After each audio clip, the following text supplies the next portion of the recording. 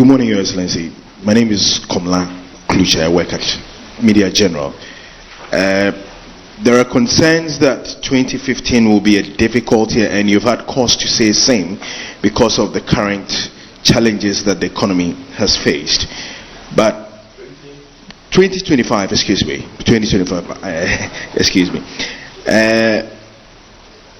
the issue also has to do with the promises that you're making. The concern is that the economy may not be strong enough to recover within the 4 years that you may be in office. The 4 years that you may be in office, with the promises that you're making, how you are going to be able to fulfill all of these. What do you say to this? Then two, we have heard the Trade Minister, K.T. Hammond, indicate that the Commander Sugar Factory will be leased for between 15 to 20 years, and that an investor has been seen or identified. They're already dealing with him. I mean, is this respite for you? Are you that pleased that yes, there's a way forward with respect to that?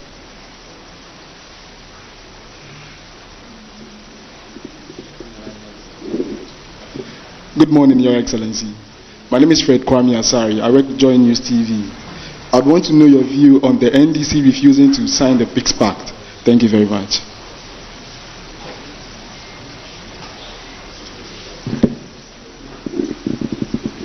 Good morning, His Excellency. My name is Charles Sugro. I work for Hills FM Madaklu. Please, with local, rural, tourist potential areas, what plans do you have in uplifting these areas should you become the president? Then two, with the current hardship globally and in Ghana, with you becoming the president, do you have any plan as far as salary advance is concerned? Thank you. Salary advance? For government workers. Salary advance? Yes. No. Salary advance for government workers. Taking, for example, you pay 15th, then the rest, because of the nature of hardship we're going through, to ease burdens on families.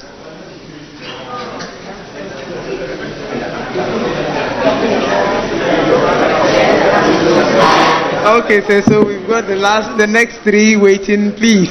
Salary advance. Well, I don't know. Sometimes it depends on the conditions of service, or well, let's see what. Thank you very much. Thank you very much. Let me take this quickly so that we can have another round before we wrap up. Yes, 2025 is going to be a difficult year, and we all do have a vision for making our country prosperous. And so, for instance, this Volta OT economic corridor I'm talking about, it will require investments. But what it needs is that if our government comes into office, we need to prioritize, we need to rebalance, we need to realign and shift resources to what matters most, instead of wasting resources on the things that don't matter. And so we believe that in rebalancing the budget and realigning the budget, we should be able to prioritize and put our money in the places that will give us the best returns. And I believe that fixing the whole Aflao Road is one such priority. You know, I believe that building a modern market in Aflao is one such priority. And so there are things that we can prioritize. And so all the promises we make are based on prioritizing our resource utilization and rebalancing how the budget has been done. And so, for instance, if we talk about no fee stress, and we're going to spend 275 million to assist first-year students settle into university. The Office of the President budget is 2 billion cedis, and in a space of 9 months, the President spent 69 million cedis on travel. You know, I think that we can cut some places and make resources available for other things that matter more, and we are determined to do that. We're going to cut out waste and spend our money in the areas that we think will give us the best return. I've read about the hurry to lease out the Commander Sugar Factory to an investor. You see, the thing about this government is they're not transparent in anything they do. And I warn the investor, I hope it's gone through a transparent procurement process. And so, buyer beware. Whoever that investor is, he should be very careful, because if the process has not been transparent, we are not willing to abide by any transfer of that facility. We must open it up and get the best investor to come and partner with government to run that sugar factory. So whoever it is, I'm just sending a note of caution to him. I haven't seen any transparent process in trying to lease out that sugar factory. And if we come and it was not transparent and it was some, under the table transfer of a national asset, we will not be very cooperative in that regard. And so that is a warning. I read the statement made by our chairman this morning, and even though it is not a decision that we have sat and taken, I can understand the position he's coming from. He's talking about justice and saying that we should not glorify just signing a peace pact without acting to make sure that peace exists. Because when we sign a peace pact and people gun down 8 of our compatriots and nobody cares, no investigation is taken, no compensation is paid, then what was the use of signing the peace pact? And so I can understand where he's coming from. But of course, we haven't sat and taken a definite decision on that. But I do think that those who normally clamor about signing peace pacts, getting us to go to Movenpick Hotel, serve small chops and drinks, and then we think that just by signing that paper, everything is going to be okay. He's telling them that everything will not be okay unless we go further than just the signature on the peace pact. So I think that's the message he's sending. As for salary advance, I don't know. I'm honest. I don't know what position to take on this one. But if it's something that organized labor is concerned about, then it's something that we can judge and negotiate and see what within the parameters of the economy, can contain a request like that. Thank you. Can we please take the next set? NH, if you can please answer the one on tourism, and when you take the next set. The first question was on tourism, but I think you were slightly distracted. Thank you. Yes, please. About the potential for tourism and what your government will do about it, please. Thank you, sir.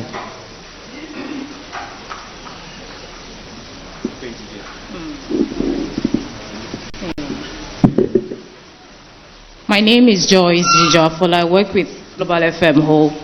My question is, water supply to our regional capital has been very erratic in recent times. And according to the Ghana Water Company Limited Management, it tells us it's due to demand exceeding supply. And since the operation at the Beve Water Treatment Plant has not seen any expansion work in its history, what's the plan of the NDC in improving upon the potable water supply to Ho and the region as well? Thank you. Thank you. It's okay. Your Excellency, my name is Benjamin Aklama. I report for City FM and Channel 1 TV from the Volta region. Like you mentioned yourself, agriculture is an area that we have great potential in the Volta region. The challenge has been that the youth who desire to farm struggle to access good land. Irrigation is not available to them, mechanization is not available, and so we import even vegetables from neighboring countries when we have an airport that is ideal, and we could be producing vegetables from here and exporting using this airport and increasing the wealth of the area and also earning Ghana foreign exchange. What is your plan for agriculture, especially for the youth? Will you collaborate with us to establish farm zones? And let me also touch on the Keta port. What's your plan for it, the way it is as we speak? The whole abattoir as well. We don't know what has happened with it since you constructed it under the GAM project. Do you have any further plans for it? Thank you.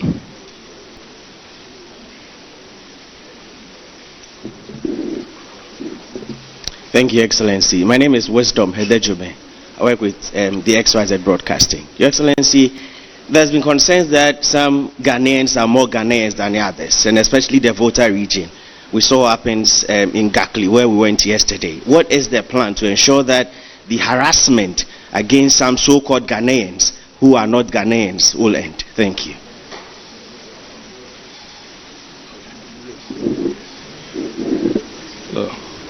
Good morning, President Mahama. My name is Mark Swallow, but I work with Joy FM and Joynews. A common denominator for your message in a lot of the places that we visited is on accountability and the fight against corruption. During the visit to Togbi Afede, he had concerns, and he actually described the situation we find ourselves as, quote, extremely embarrassing. I want to believe you have a small book where you've written the number of scandals that we have in this country. I want to have a sneak peek into that. So the top 3 scandals that you subject to the accountability test if you're elected president. Thank you. Thank you very much, sir. I think that this will probably be sealing it. So, Mr. President, we would like to take these ones. I'm very, very interested in your response to Maxwell's question. Thank you, sir. And I'll start with him. I'm going to give you the responsibility for establishing the scandal tracker. No, but seriously, I do think that we must get a handle on the issue of corruption. And as I've said, the asset test is not post-regime accountability, it is regime accountability. It's easy to hound your political opponents when they leave office and hold them accountable, but the real test of the fight against corruption is to hold your own persons accountable. And so we've come to the stage where we must do something drastic about the issue of corruption. And that's why I have said that we're going to take the fight against corruption to a whole new level. The first is to avoid political interference with the anti-corruption institutions and allow them unfettered access to do their duty. And so if we're able to do that and let the process take its course, then I think that it will be a better way of handling the issues of corruption. Our people are demanding that we are more accountable than we've been in the past, and I think that this is the last opportunity for the political elite to turn the situation around. We've seen what is happening in other countries. The youth of Africa are tired of the waste of the corruption, the lack of opportunities for them, the lack of jobs. And so if democracy must survive, then we need to do something drastic in order that our democracy survives. And so the next government is not going to have business as usual. Ghanaians have been patient because we know there's an election coming up. And that is why you will see what is happening in Kenya happening here, because they know that an opportunity is coming for them to be able to make a change. But if that change happens and a new government comes and thinks that it can do the same things that the MPP is doing, I'm afraid something will give. And that's why I keep warning our people. They say, we'll win, the MPP will go, and it will be our 10. Who's 10? You know, and so let's be careful. It will be the 10 of all Ghanaians to open the opportunities of this country to everybody, and not say that we're going to come. There's no use fighting for political power if we're coming to repeat the same mistakes that MPP has done. And so it's just something that we need to look at. But sure, let's start the scandal tracker, and we'll decide after looking at the tracker which the top 3 issues that we should look at. But I mean, there are so many scandals. It's like a scandal every week. And so Ghanaians are scandal fatigued. It no longer surprises anybody when a new scandal is exposed, because I mean, it looks like it's something that we are getting numb to, and we need to make a change. Harassment and issues of citizenship. When we went to Gakli, the complaint was that immigration officers and other officers confront people and collect their Ghana cards from them on the allegation that they are not Ghanaians. We are a nation that is united in our diversity, and we come from different cultural backgrounds. No one ethnic group is more Ghanaian than the other. And so you cannot just listen to a person's name and assume that they are not Ghanaian. Of course, all over our country, we share borders with our neighbors. And until colonialism, we were the same people and we moved freely across the sub-region. It is the colonial boundaries that separated us. And so our cultures are the same. We eat the same foods, we dance the same dances, our names are similar. And so if you hear my name and you think that because my name does not sound like a certain name, then it means that I'm not Ghanaian, I think that that is a sad mistake. We must reorient our officials to be able to deal with this particular issue. You see, the point is, Dr. Kwame Nkrumah, when he announced our independence, said that everybody within the borders of Ghana on 6th March 1957 is a Ghanaian. There were Lebanese here, there were Syrians here, there were Indians here, there were Zambramas here, there were Ashantis here, there were Ewes here, there were Fantis here, there were Gans, there were Gunjas, there were Frafres, there were Dagatis. All of us are Ghanaian, because all those people have their great-grandchildren, you know, still living within the borders of Ghana. And so, even though we are diverse, we are united in our diversity. And so we should be careful about how we alienate, you know, our people. And that's why I said that it's only the National Identification Authority that can withdraw a person's Ghana card and say that after research or investigation we found that you didn't qualify to have the card. But to just meet somebody, ask their name, listen to their accent and say because of this you are not Ghanaian, I think I don't subscribe to that. With regards to the abattoir, I don't know what the current state of the abattoir is, but I mean during NDC time we built a couple of abattoirs in order to improve handling of meat, to make handling of meat safer. And my understanding is that those abattoirs are supposed to be operational and used. I don't know what has happened to the whole abattoir. If it is not being used, then when we come we have to operationalize it so that we can make sure that meat that is handled and eaten by our people is safe and does not create any health hazards.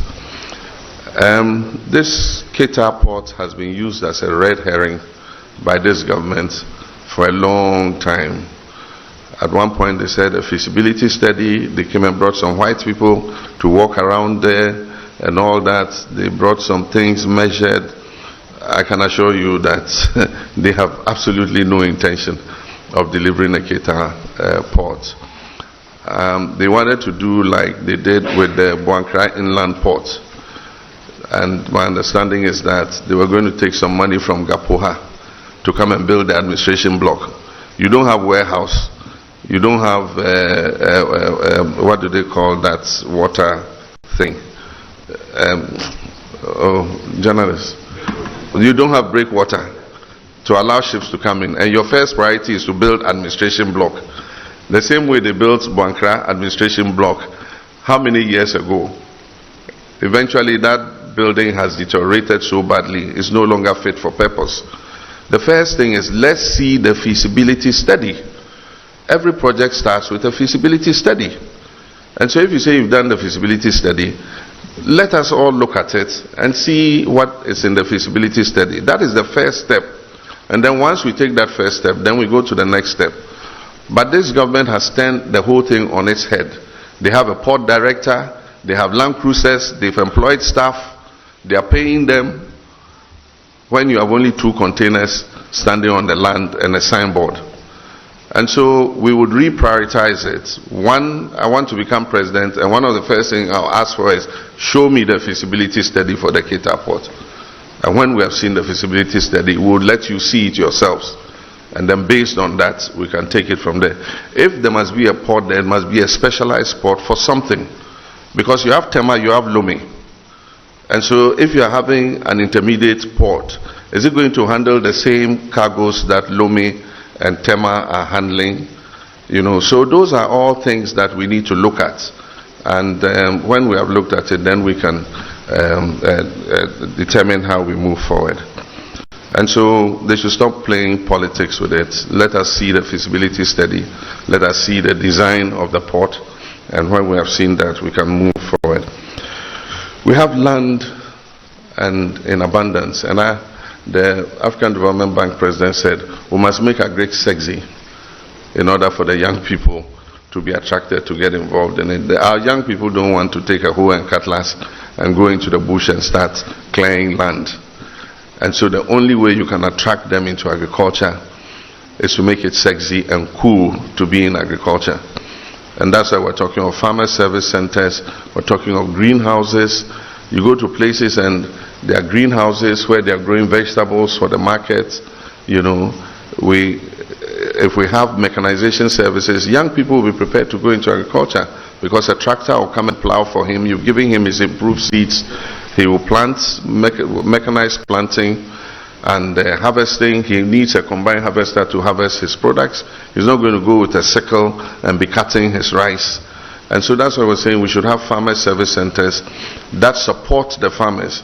In the past, all our agricultural strategies have been shots in the dark. We throw subsidized fertilizer into the system and we hope that it will be used to increase food production. We just throw improved seeds into the system and we think that it will be used to improve production. What we're saying is let's have farmer service centers in all the districts. We will have the agricultural extension officers there. We'll have the seeds there. They will register all the farmers in their catchment area. They will measure their farms. This has 5 acres, this has 10 acres. This one is growing rice. This one is growing groundnuts. This one is growing ginger. What support does the farmer need? And then we'll plan that support for the farmer so that we make sure that we are maximizing what they can produce. There's a drought currently and there might be hunger in the lean season because it's not raining in many parts of the country. Indeed, I think in the next 1 week, if it doesn't rain in the north, a lot of the maize crop and several other crops will be lost because it will be too late to clear the land and replant. And so our agric minister should start, and those concerned should start strategizing on food security. That means that we must move more into irrigation because you need to control the factors that go into agriculture. You can have your land, you can have your sunshine, but you don't control the rain. And so if the rain doesn't come, you must be able to supplementary irrigate. And that's why we in government identified a lot of the places that have potential for irrigation and we developed them. And so we need to move young people onto those lands and provide them with mechanization support to be able to produce. There's the whole of the southern Volta, billions of cubic feet of water flowing into the Atlantic. If you go to Egypt and you see the Nile, it's like a long green snake, left and right for 1 kilometer on both sides.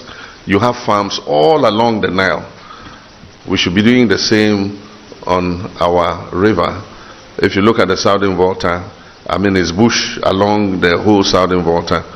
A few people have gone to the left bank and are doing some commercial agriculture there, maize, and then some others are doing banana, the foreign companies for export.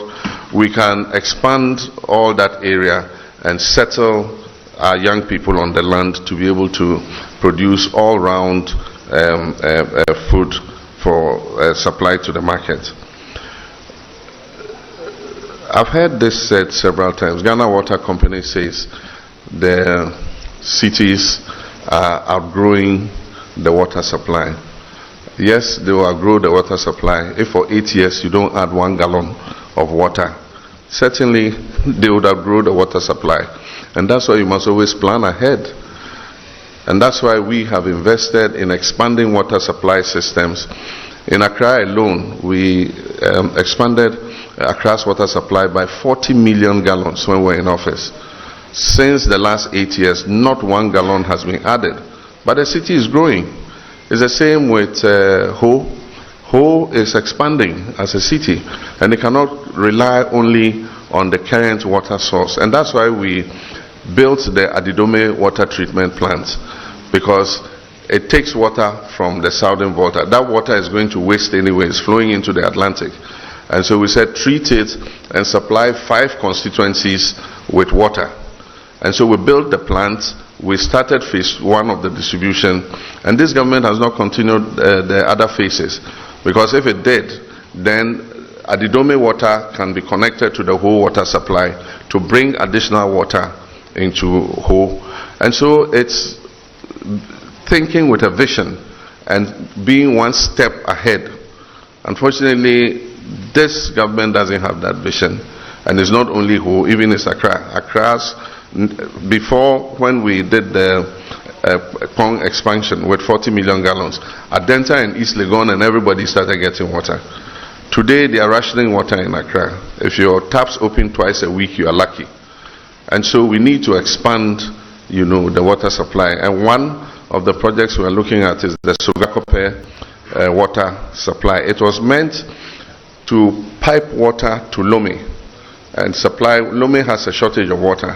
And so it was like a bilateral thing between Ghana and Togo to put a water treatment plant at Sogakope and treat the water, serve all the communities along the corridor, that is Keta, Denu, and all of them, serve all of them, and eventually end up in Lome and supply Lome City and Lome Port with water.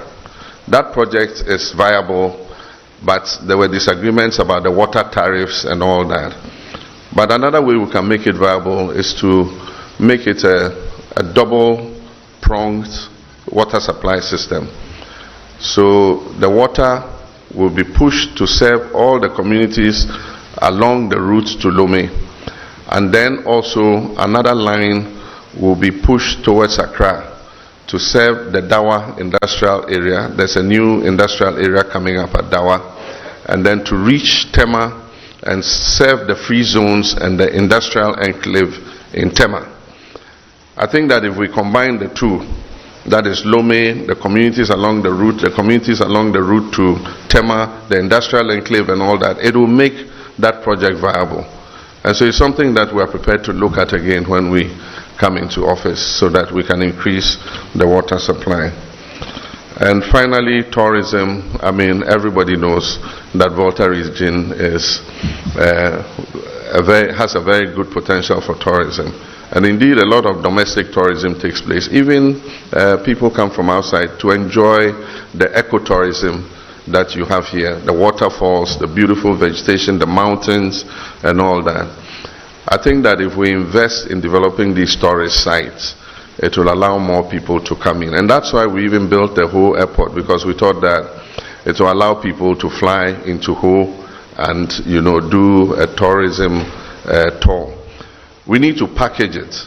And so we must get the tour companies to do a package that either brings people by bus, and takes them to all the tourist sites so that they can enjoy. You have a beautiful hotel. Volta Serene is, a lovely place to be. I know they do a lot of conference tourism, and so a lot of people come for conferences and things. But I think that it's a potential that we can expand. And one of the things the next tourism minister must do is to look at the tourist potential of all our regions, including Volta region, and see how we can get the tour companies to advertise and market the tourist potential and be able to bring people into the region.